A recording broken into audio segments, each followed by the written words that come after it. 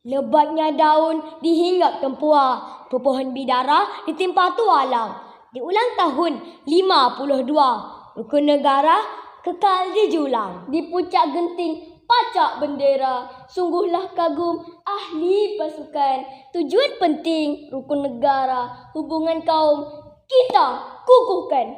Terimalah sebuah pidato bertemakan Rukun Negara, lambang kesatuan bangsa.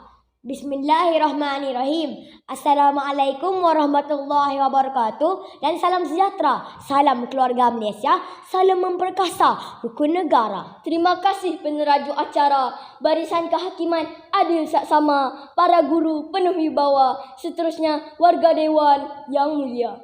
Pahlawan mat kilau hebat berpencak demi pertahan negara dan nusa.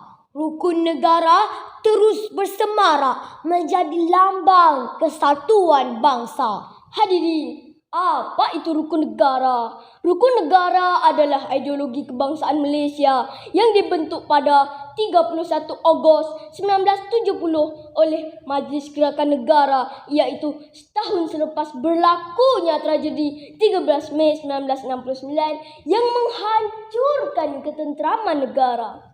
5 prinsip rukun negara: kepercayaan kepada Tuhan, kesetiaan kepada raja dan negara, keluhuran perlembagaan, kedaulatan undang-undang, kesopanan dan kesusilaan. Merujuk Kamus Dewan edisi keempat, lambang bermaksud tanda yang menyatakan atau mengenalkan sesuatu. Manakala menurut Kementerian Perpaduan Negara, kesatuan bangsa bermaksud hubungan erat dan sifat toleransi yang wujud dalam kalangan kaum yang berbeza untuk mencapai matlamat bersama secara jujur dan ikhlas. Persoalannya, bagaimanakah rukun negara menjadi lambang kesatuan bangsa? 3 indikator utama bakal kita telusuri bersama. Hadirin yang budiman, indikator pertama, rukun negara hidup seganding bagai aur dengan tebing. Masihkah kita ingat akan peristiwa berdarah 13 Mei 1969 akibat rakyat yang tidak bersatu hati? Rusuhan kaum berlaku di sana sini. Pembunuhan kejam semakin menjadi-jadi, sangat menyayat hati. Bertitik tolak daripada tragedi inilah rukun negara direalisasi. Rakyat Malaysia disatukan dengan satu bahasa, dididik sifat terbuka, mengamalkan pelbagai budaya. Melayu, Cina dan India bergaul menjadi satu warga. Perayaan pelbagai agama disambut bersama. Kepercayaan kepada Tuhan dijadikan pegangan. Walau berbilang agama, kita mampu kekalkan keharmonian. Setiap agama mengajar kebaikan, sayang menyayangi sesama insan, hormat menghormati setiap kepercayaan, bantu-membantu mencipta kestabilan.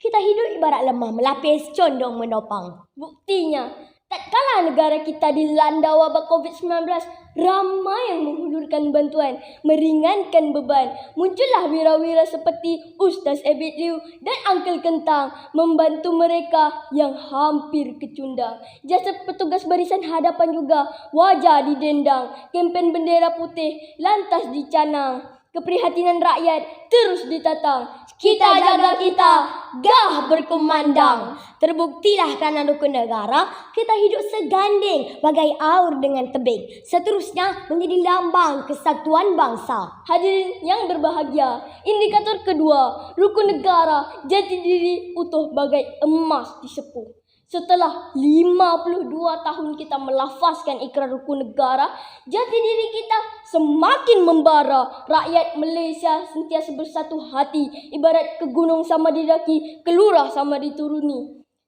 Semangat patriotisme dan cinta akan negara semakin menebal dalam jiwa. Atlet sukan gah mencipta nama. Emas Olimpik pertama bakal ditempa. Bidang aeroangkasa galak diteroka. Melahirkan lebih ramai angkasawan terkemuka. Teknik dan vokasional giat diperkasa. Pekerja berkemahiran tinggi pasti diwahana. Para ilmuwan, para teknokrat, tentera, polis, jurutera, doktor, kesemuanya sehati sejiwa dalam membangunkan sebuah negara yang tercinta. Maka terbuktilah melalui penghayatan rukun negara, jati diri semakin utuh bagai emas disepuh. Hadirin sekalian, indikator ketiga, rukun negara, hati gajah sama dilapah, hati kuman sama dicicah. Untuk merealisasikan bangsa Malaysia yang bersatu padu, haruslah dipupuk sejak di bangku sekolah lagi. Bak kata pepatah, melentur buluh, biarlah dari rebungnya. Kerana bila sudah menjadi buluh, diurut payah, dikepah patah. Justru pelbagai usaha direncana di bawah agenda rukun negara. Sekolah satu aliran semakin diperkasa menjadi pilihan ibu dan bapa. Sekolah vernacular bersifat terbuka menerima murid pelbagai bangsa. Program rancangan integrasi murid untuk perpaduan remove terus diwahana menjadi wadah silang budaya. Semuanya demi menyemai perpaduan dalam kalangan generasi muda.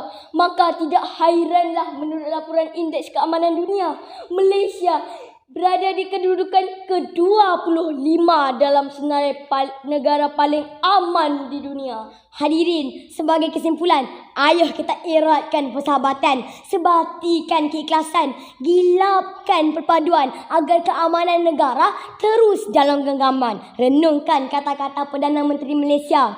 Melalui kekuatan penghayatan rukun negara, dapat kita lahirkan semangat patriotisme dan jiwa besar rakyat merdeka. Untuk aman, kita perlukan perpaduan. Percayalah, rukun negara, lambang kesatuan bangsa. Sekian, wabillahi taufik wal hidayah. Assalamualaikum warahmatullahi wabarakatuh.